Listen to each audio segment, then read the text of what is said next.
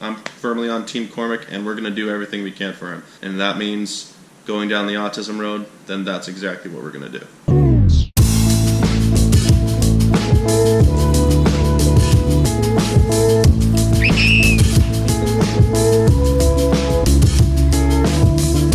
What's up, Mama? Hello. Oh, don't eat that.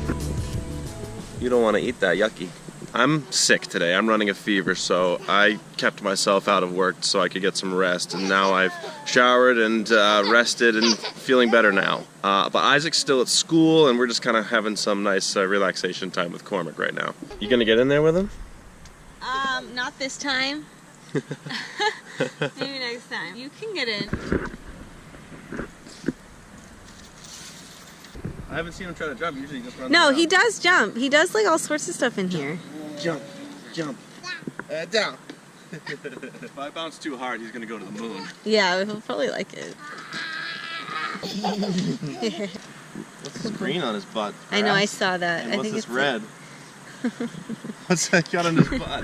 The red is food, and the green is probably just grass.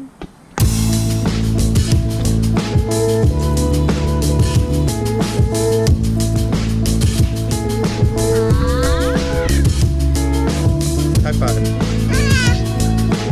Ow, you're pulling my hair. Don't pull my hair. Wild boy. Now you gonna kick me? Are we gonna try the slime stuff again today? We'll see. I have to buy glue. So today we're gonna do a bit of an update video. Yeah. An update on Cormac, an update on his occupational therapy, an update on his evaluation that we had like a month ago or so. Yeah, it was a month ago. About a month ago. I'll link to that video right here so you can check that out if you haven't seen it. It's not always easy to put this stuff out there. I don't know about you. I kind of am still, since we're in the beginning stages of doing this vlog, it's still hard for me to put these things out there that feel so personal, but I think that it's probably something valuable for us and for other people, hopefully. Stay tuned, and we're going to give an update, and we're going to show some things that we've been trying with occupational therapy as well.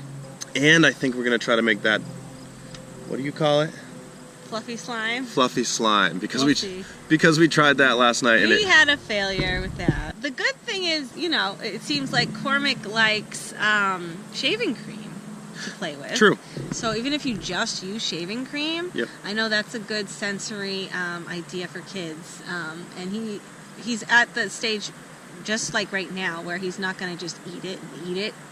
I know, thank goodness. He's going to actually play with it at this point, and maybe you have to watch him, make sure he doesn't eat it, but he is playing with it and getting something from it. So If we fail completely again with the sensory goo, with the slime, the slime, we can just put a bunch of shaving cream on the table.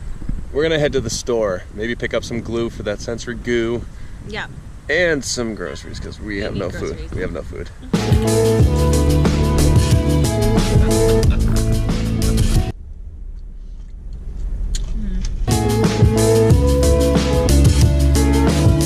Let's go, bud. You wanna get a pumpkin? Do you wanna get a pumpkin?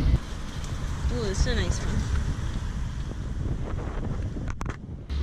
Going through a really rough stretch with Isaac's eating habits, so we're just gonna get a bunch of new stuff to try, right? Yeah, I mean, it couldn't hurt, and Cormac can eat it if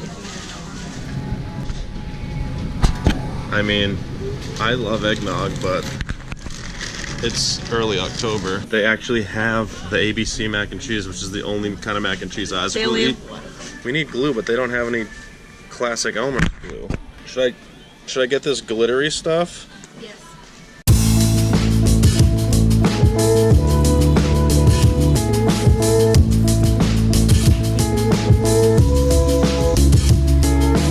Services for early intervention, and just let them know. Important parenting phone calls going on over there right now. What's that? You just call and they send you to a million different people and no one knows who to. Nothing's ever easy. So now that we got Cormac down for his nap, it's probably a good time to have the talk. We're updating It's an update. on Cormac. So basically what happened was when we went to see the autism doctor. Yeah, she's a developmental behavioral pediatrician. Yeah, in Boston.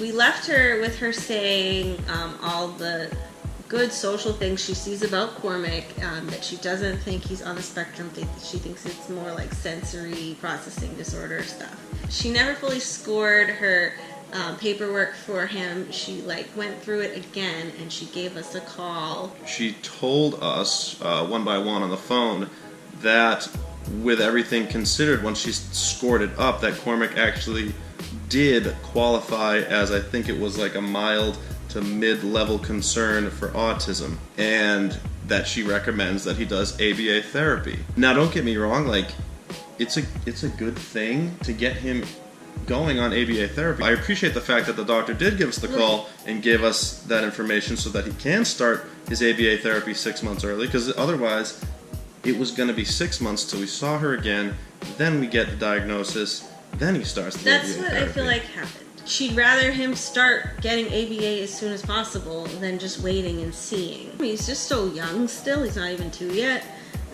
And he's kind of got some things that seem like maybe he's autistic, some that doesn't. May as well right now get the ball rolling with ABA so he can get as much help as possible.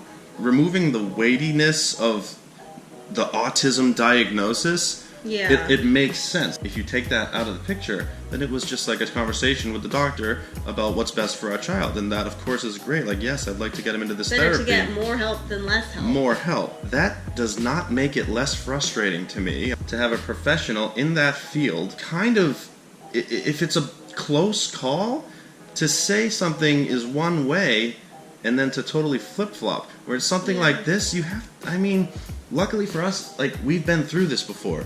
But if it's a first-time parents going through this, and you don't manage their expectations appropriately, I just think that's professionally irresponsible. Look, it changes nothing.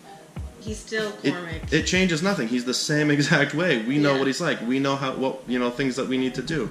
I'm glad that we're going to be able to get him some help now earlier. No, we were really upset when she did call. At first, it's like, you basically said he isn't autistic, and now you're saying he is. So that we're emotional about it. Yeah, it was frustrating. I feel like it's always been tough, personally for me, with Cormac, because it's just not so obvious to me as our other son Isaac was. He seemed to fit more of the bullet points of what you can see with an autistic kid. Yeah. Cormac has a few things, but not everything. So even his people he sees in early intervention have told me they think he's kind of a little bit of a mystery. It's not like getting that phone call from the doctor was this completely taken off guard moment. It doesn't give me any less hope of what Cormac can accomplish at all. I already see such great things. The doctor already sees. You see everyone who sees Cormac sees how great he is. I already know we've got something we can work towards. We already know his strengths and weaknesses. He's gonna accomplish a lot, and maybe with the ABA therapy, he'll accomplish even more than I thought he would in this next 6 months. I'm glad overall that we have a direction. Right now it's just, fine, get him into some ABA therapy. Let's do every single thing we can, because I'm firmly on Team Cormac, and we're going to do everything we can for him. And that means going down the autism road, then that's exactly what we're going to do. That concludes this little chat. Yeah. Now that that's out of the way, we can have a little bit of fun right now. We're going to try again. Cormac is still awake. It's so late. It might be the first day his entire life that he won't nap. Anyways, I guess we should try to be quiet now. I think it's a good time to try again to make this sensory, squishy, gooey, what is it called? A fluffy slime. Rachel calls it fluffy slime. That video calls it fluffy slime. It's a sensory goo. It's like a putty. I've seen a bunch of people on the internet making it. You've probably seen some people making it as well. So last night we failed so miserably at this. No, it's supposed to be way more solid than that. I don't know what we did. That I think we need to follow. Hopefully we can find one that has exact step-by-step instructions. I need to be quiet. I forget Cormac is going to wake up. We need to find step-by-step instructions because I don't want to screw this up again.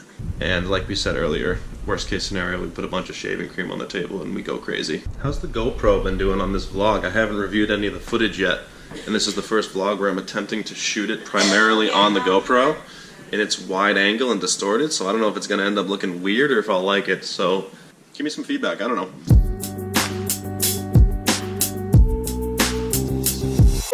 Hey boy! Purple one, huh? Oh, what happened? I want a wipe. You want a wipe? Do you want a wipe? You didn't have to throw the rest of it on the ground.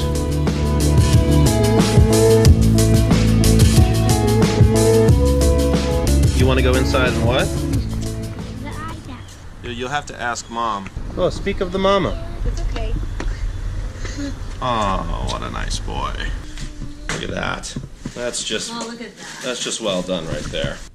The pumpkin. We have 1, I want 2, 3 pumpkins. 3 pumpkins. Trying some bribery with Isaac's eating. If you can eat 2 pieces, 2. then you can have a licorice. 2 triangles. Already better than he's been doing in the last few weeks.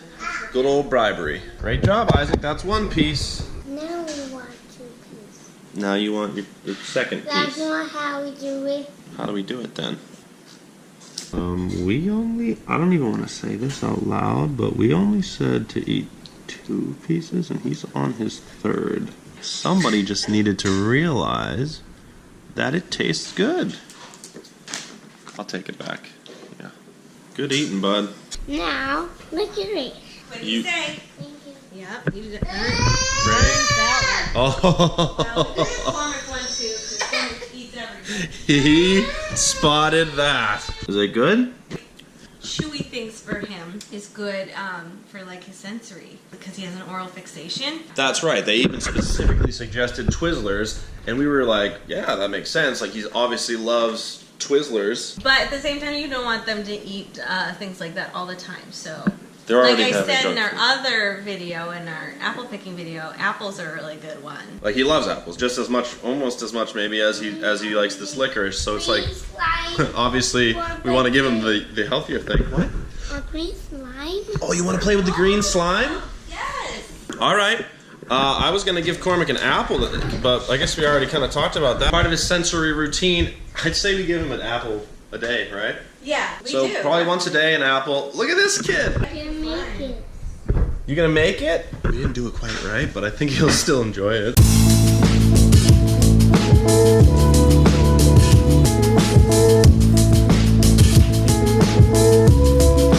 One of the things we're trying to calm him down, I mean, there was a lot of suggestions, and one that we tried and actually seemed to work was ankle weights. So these are 1 pound ankle weights. What they really are is like wrist weights, right, for like adults. They're ankle or wrist weights. Ankle or wrist weights for adults, but I mean, exercising. for exercising, but they can be used for a little kid as well. It really just calms his body. He's just so like unaware of where his body is in space. So he just acts crazy like all the time and just like runs around. And that's fine sometimes, but when you want him to like complete a task, like to really learn something, like a puzzle or read a book, to put on these ankle weights, and he doesn't mind it at all. He really calms down. So we're gonna try that. We'll put them on and show you what that's like for him.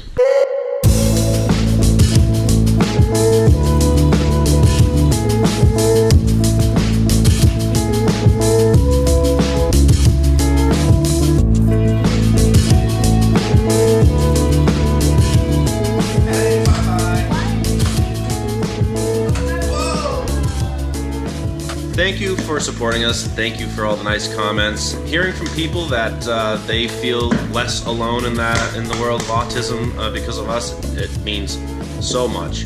That's really what we want to accomplish. So keep telling us that. We're gonna wrap it up here. Say bye.